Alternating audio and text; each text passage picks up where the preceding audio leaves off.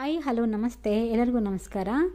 ನಾನು ನಿಮ್ಮ ಪ್ರೀತಿಯ ಗೀತಾ. ಇವತ್ತಿನ ರೆಸಿಪಿ ಬಂದು ವೆಜಿಟೇಬಲ್ಸ್ ಗೋಡಂಬಿ ಉಪ್ಪಿಟ್ಟು ಉಪ್ಮಾ. ಅಂದರೆ ಇದು ಹೊಸದಾಗಿ ಕಲಿಯೋರಿಗೆ, ಹೊಸದಾಗಿ ಮದುವೆ ಆದಂಥ ಹೆಣ್ಮಕ್ಳಿಗೆ ಈಸಿಯಾಗಿ ಹೇಳ್ಕೊಟ್ಟಿದ್ದೀನಿ ನೋಡಿ. ಸೂಪರ್ ಅಂದರೆ ಸೂಪರಾಗಿ ಬಂದಿತ್ತು.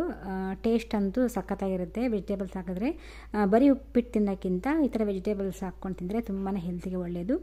ಬ್ಯಾಚುಲರ್ಸ್ಗೆ, ಹೊಸದಾಗಿ ಅಡುಗೆ ಕಲಿಯೋರಿಗೆ ನಾನು ತುಂಬ ಈಸಿಯಾಗಿ ಇಲ್ಲಿ ಹೇಳ್ಕೊಟ್ಟಿದ್ದೀನಿ. ಯಾವ ರೀತಿ ಮಾಡೋದು, ಏನೇನು ಇಂಗ್ರೀಡಿಯೆಂಟ್ಸ್ ಬೇಕು ಅಂತ ಕೂಡ ಹೇಳ್ತೀನಿ. ವಿಡಿಯೋನ ಕೊನೆವರೆಗೂ ನೋಡಿ.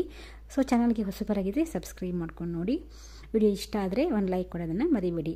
ಓಕೆ ಫ್ರೆಂಡ್ಸ್, ನೋಡ್ಕೊಂಬರೋಣ ಬನ್ನಿ. ಯಾವ ರೀತಿ ಮಾಡೋದು, ಏನೇನು ಬೇಕು, ಎಷ್ಟೊತ್ತಾಗ್ಬೋದು ಅಂತ ಕೂಡ ನಿಮಗೆ ಶೇರ್ ಮಾಡ್ಕೋತೀನಿ.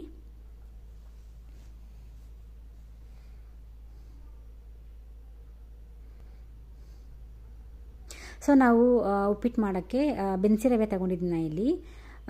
ಮಾಮೂಲಿ ಮೀಡಿಯಮ್ ರವೆ ಕೂಡ ತೊಗೊಬೋದು. ಬೆನ್ಸಿ ರವೆ ಸೊ ಗೋಧಿ ರವೆ ಅಲ್ವಾ, ಸೊ ತುಂಬಾ ಒಳ್ಳೆಯದು. ನಾನು ನೋಡಿ ಕೊನೆಯಲ್ಲಿ ಉಪ್ಪಿಟ್ಟೆಲ್ಲ ಆದಮೇಲೆ ಗೋಡಂಬಿನ ಕೊನೆಯಲ್ಲಿ ನಾನು ಫ್ರೈ ಮಾಡಿ ಹಾಕ್ತಿದ್ದೀನಿ. ಫಸ್ಟೇ ಹಾಕ್ಕೊಂಡ್ಬಿಟ್ರೆ ಮೆತ್ತಗಾಗ್ಬಿಡುತ್ತೆ. ಸೊ ಎಲ್ಲ ಆದಮೇಲೆ ಕೊನೆಯಲ್ಲಿ ಗೋಡಂಬಿ ಹಾಕ್ಕೊಂಡ್ರೆ ತುಂಬ ಅಂದರೆ ತುಂಬ ಚೆನ್ನಾಗಿರುತ್ತೆ. ನಮ್ಮ ಮನೆಯಲ್ಲಿ ತುಂಬ ಗೋಡಂಬಿ ಯೂಸ್ ಮಾಡ್ತೀನಿ.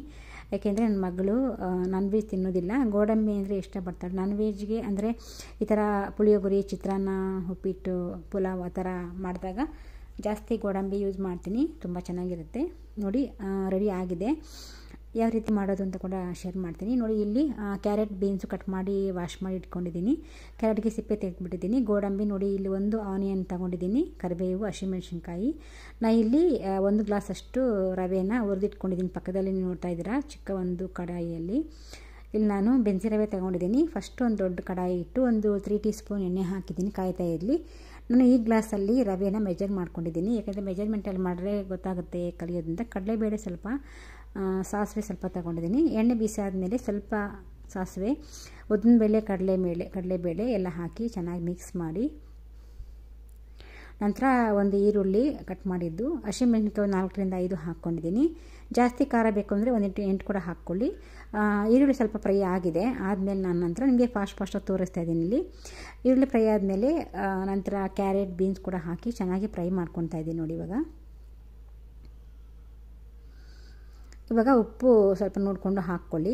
ಉಪ್ಪು ಹಾಕಿದ್ಮೇಲೆ ಚೆನ್ನಾಗಿ ಮಿಕ್ಸ್ ಮಾಡಿ, ಒಂದು ಟೊಮೊಟೊ ಕೂಡ ಕಟ್ ಮಾಡಿ ಹಾಕ್ಕೊಂಡಿದ್ದೀನಿ, ಮೀಡಿಯಮ್ ಟೊಮೊಟೊ ಬೇಡ ಅಂದರೆ ನೀವು ಲೆಮನ್ ಹಾಕ್ಕೊಬೋದು. ನಾನು ನೋಡಿ ಈ ಮೆಜರ್ಮೆಂಟಲ್ಲಿ ರವೆ ತೊಗೊಂಡಿದ್ದೀನಿ.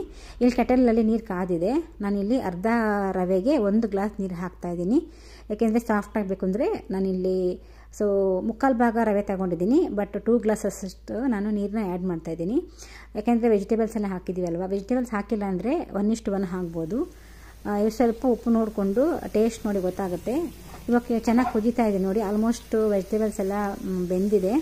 ಇವಾಗ ನಾನು ಮೊಬೈಲ್ ಪಕ್ಕದಲ್ಲಿ ಇಟ್ಕೊಂಡ್ಬಿಡ್ತೀನಿ ನೋಡಿ. ಎಲ್ಲ ಮಿಕ್ಸ್ ಮಾಡಿ ರವೆ ಹಾಕಿ ಚೆನ್ನಾಗಿ ಮಿಕ್ಸ್ ಮಾಡಿದ್ದೀನಿ ನೋಡಿ. ಇವಾಗ ಈ ಥರ ನಾನು ಮಿಕ್ಸ್ ಮಾಡ್ತಾ ಇರಬೇಕು. ಕೊನೆಯಲ್ಲಿ ಗೋಡಂಬಿ ಹಾಕಿದ್ರೆ, ಕೊತ್ತಂಬರಿ ಸೊಪ್ಪು ಸ್ವಲ್ಪ ಹಾಕಿದ್ದೀನಿ. ಎಲ್ಲ ಹಾಕಿ ನಾವಿವಾಗ ಸರ್ವ್ ಮಾಡ್ಬೋದು. ಸೂಪರ್ ಅಂದರೆ ಸೂಪರಾಗಿರುತ್ತೆ. ಉಪ್ಪಿಟ್ಟಂತೂ ಬಿಸಿಯಾಗಿ ತಿಂದರೆ ಚೆನ್ನಾಗಿ, ಯಾವುದೇ ರೆಸಿಪಿ ಇರಲಿ, ಬ್ರೇಕ್ಫಾಸ್ಟು ಬಿಸಿಯಾಗಿ ತಿನ್ನಿ, ಟೇಸ್ಟ್ ಸೂಪರಾಗಿರುತ್ತೆ ನೋಡಿ. ಈ ಥರ ನಾನು ಪ್ಲೇಟಿಂಗ್ ಮಾಡಿದ್ದೀನಿ ಸರ್ವ್ ಮಾಡೋಕ್ಕೋಸ್ಕರ. ಸೊ ಈ ಥರ ಮಾಡಿಕೊಟ್ರೆ ಮಕ್ಕಳು ಕೂಡ ತುಂಬ ಇಷ್ಟಪಟ್ಟು ತಿಂತಾರೆ. ಅಕಸ್ಮಾತ್ ನೀವು ತಿನ್ನೋದು ಲೇಟ್ ಅಂದರೆ ಹಾಟ್ ಬಾಕ್ಸಲ್ಲಿ, ಹಾಟ್ ಪ್ಯಾಡಲ್ಲಿ ಹಾಕಿ ನೀವು ಸ್ಟೋರ್ ಮಾಡ್ಬೋದು. ಅರ್ಧ ಗಂಟೆ ಒಳಗಡೆ ತಿನ್ನಬೇಕು. ಇಲ್ಲ ತಿಂಡಿ ಮಾಡಿದ ತಕ್ಷಣ ತಿಂದರೆ ಅಂತೂ ತುಂಬಾ ಒಳ್ಳೆಯದು. ಇದೇ ಥರ ನೀವು ಕೂಡ ಮನೇಲಿ ಮಾಡಿ ಟ್ರೈ ಮಾಡಿ ನೋಡಿ. ನಾನಿಲ್ಲಿ ಬೆನ್ಸಿ ರವೆ ತೊಗೊಂಡಿದ್ದೀನಿ. ನೀವು ಬೇಕಾದ್ರೆ ಮೀಡಿಯಮ್ ರವೆ ಕೂಡ ತೊಗೊಬೋದು. ಬಟ್ ಬೆನ್ಸಿ ರವೆಯಲ್ಲಿ ಉಪ್ಪಿಟ್ಟು ತುಂಬ ಚೆನ್ನಾಗಿ ಬರುತ್ತೆ. ಫ್ರೆಂಡ್ಸ್, ಇವತ್ತಿನ ವಿಡಿಯೋ ಇಷ್ಟ ಆಯಿತಾ? ಮತ್ತೆ ಸಿಗೋಣ. ನೀವು ಟ್ರೈ ಮಾಡಿ. Thank you for watching. Bye friends.